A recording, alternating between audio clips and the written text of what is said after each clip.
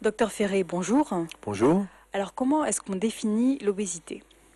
Alors, il y a plusieurs manières de définir l'obésité. De toute façon, il faut savoir que l'obésité, c'est une maladie, c'est une pathologie, hein. C'est une pathologie qui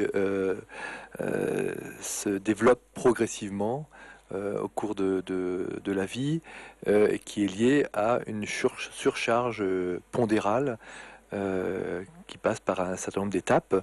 On commence par un surpoids qui est défini par un indice, ce qu'on appelle l'indice corporel de masse corporelle, l'IMC, hein.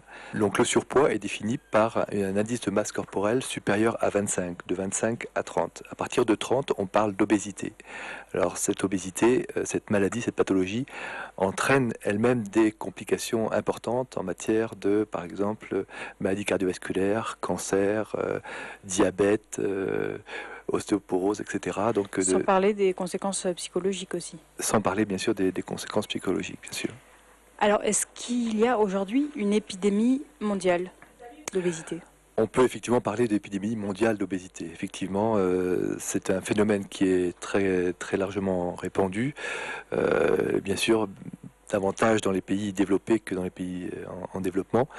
Mais en France, par exemple, c'est devenu un fléau, pas aussi important qu'aux États-Unis, où vraiment une très large part de la population est atteinte. Mais en France, c'est devenu vraiment un problème qui évolue assez rapidement depuis plusieurs années. Et en Alsace? Alors en Alsace, l'Alsace constitue une des régions les plus touchées en la matière. En ce qui concerne les enfants, par exemple, le taux de surcharge pondérale chez les enfants de 5 à 6 ans en Alsace est le deuxième de la France, derrière la Corse, hein. C'est important de prendre le problème tôt?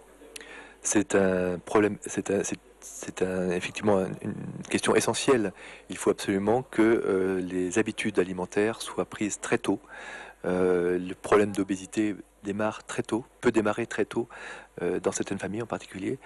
Et il est très important que l'enfant et la famille reçoivent cette information-là de façon à ce que effectivement leur régime alimentaire et l'activité physique, bien sûr, soient le plus équilibré possible. Et donc il faut faire en sorte que dès le plus jeune âge, les mamans soient informées pour pouvoir nourrir correctement les enfants et accompagner les enfants au fur et à mesure de leur croissance pour qu'ils s'alimentent correctement. Les chiffres concernant la jeunesse sont sans appel. 15 à 18% des jeunes sont touchés par l'obésité infantile, soit un enfant sur 6. C'est le double d'il y a une dizaine d'années. Alors comment les établissements scolaires luttent et participent à la prévention de cette épidémie? C'est ce qu'on est venu demander au principal du collège Jean de La Fontaine à Geispolsheim. Monsieur Barachina, bonjour. Vous êtes le principal d'un collège à Geispolsheim et les collèges sont sollicités par les pouvoirs publics dans la lutte contre l'obésité infantile. Est-ce que, à votre avis, c'est une bonne stratégie ou est-ce que ça ne devrait pas passer avant tout par les familles? Disons, c'est une stratégie. Effectivement, ça passe d'abord par les familles, mais les élèves viennent quand même au collège et passent une bonne partie de la journée. Et c'est important aussi de leur apporter des informations par rapport à cela. Alors, ils passent notamment le repas de midi. Ici au restaurant scolaire. Il y a quelque chose de spécifique qui a été mis en place. Est-ce que vous pouvez nous en parler? Disons, au niveau de la restauration scolaire, donc, les menus sont affichés.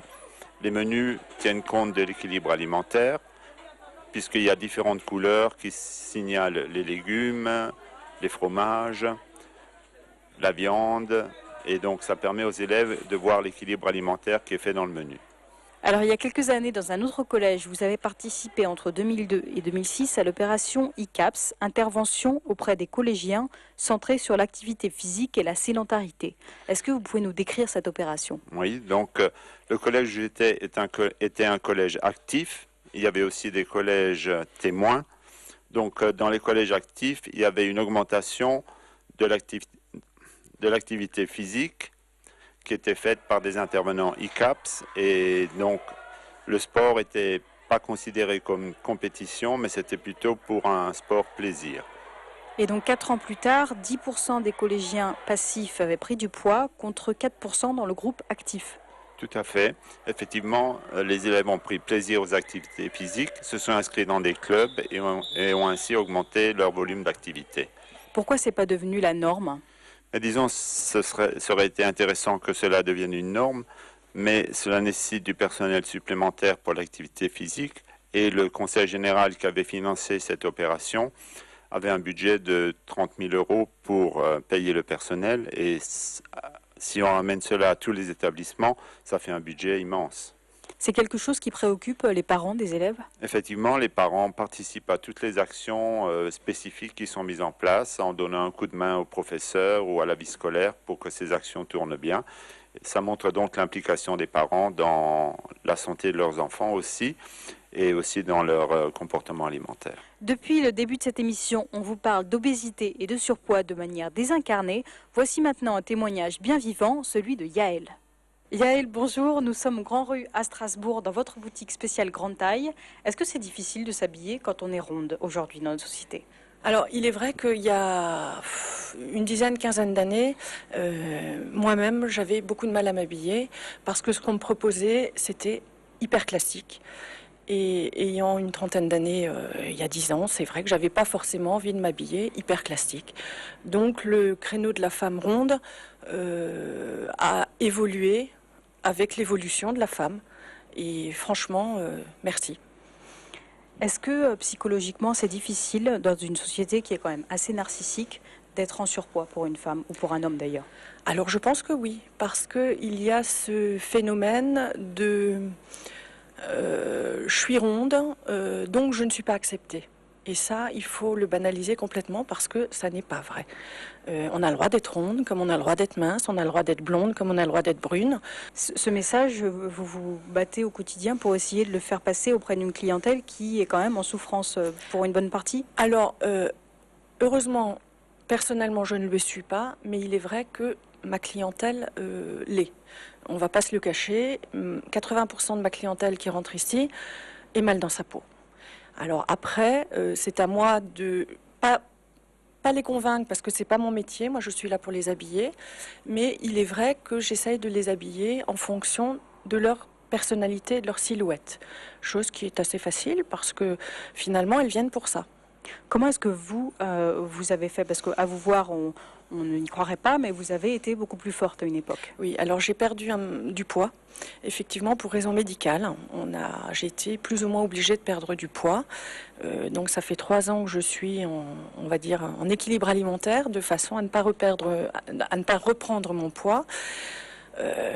C'est une lutte continuelle et perpétuelle. Ça sera une lutte toute ma vie. Donc c'était pour des raisons médicales, c'est-à-dire Oui. que l'aspect acceptation de soi, pour vous, ça, c'était pas un problème? Pas du tout. J'ai toujours été ronde. J'ai vécu adolescente ronde. Une période où les adolescents sont pas forcément très gentils. Et j'ai toujours fait abstraction de mon poids parce que pour moi, mon poids n'était pas quelque chose qui me dérangeait. Pour moi, c'était moi. Il fallait pas que ça vous empêche d'aller de l'avant, surtout. Pas du tout, pas du tout. J'ai jamais eu de mal à trouver du travail. J'ai un mari, j'ai un fils. J'ai jamais eu de soucis par rapport à mon poids. Yaël, finalement, s'il y a une chose à retenir, c'est que maigre ou rond, avec un gros nez, un petit nez, l'important, c'est de s'accepter pour arriver à profiter de la vie. Ah, là, je suis entièrement d'accord avec vous. Maigre, rond, il n'y a aucun souci. L'essentiel, c'est d'être bien dans sa peau. On est rond, on le vit bien. Et d'ailleurs, il faut bien le vivre parce que ça ne changera rien. Ça ne changera absolument rien. Le fait d'être rond, en plus, on est plus jovial, on est plus rigolote. Il n'y a absolument aucun souci de ce côté-là. C'est statistique, c'est prouvé. Venez chez moi, il n'y a pas de souci, on rigolera tout.